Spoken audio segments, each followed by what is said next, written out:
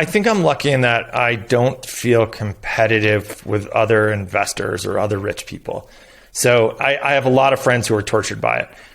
And they have countless dollars at hand, but feel like the goal line's always moving and they need to keep up with somebody else. So I certainly look at it as what can I do with the money we have? And luckily, we have all the stuff we want. And you get to this point where, like in the beginning, I made a bunch of money and I bought houses for family and multiple houses for ourselves. And then my wife and I turn around and we're like, fuck, we're property managers.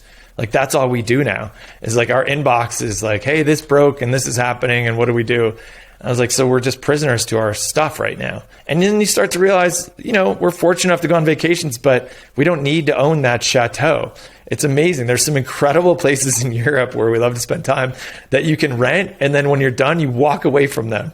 And so, you can live luxuriously and then not have to own it. And luckily, we're also not into big boats. That's a great way to light money on fire. I'm lucky that Crystal and I have been best friends since we met freshman year of college. We didn't date for 14 more years after that. But I'm lucky that we've grown up with this money together. And the thing that we did that I think more people should do is we sat down when it became clear we were going to make some money. And by the way, I didn't come up with this idea. I saw Evan Williams do it. When Evan Williams saw that he was going to make some money, he went out and started interviewing rich people and asking them for tips. And when I saw that he was doing that, it was funny. The way I saw it once is I gave him a ride and he had this notebook and it flipped open to this page that just said, don't let anyone know your home address. And I was like, what the fuck is that? And he's like, oh, I've been out trying to get tips on, from rich people. And somebody told me, don't let anyone know your home address.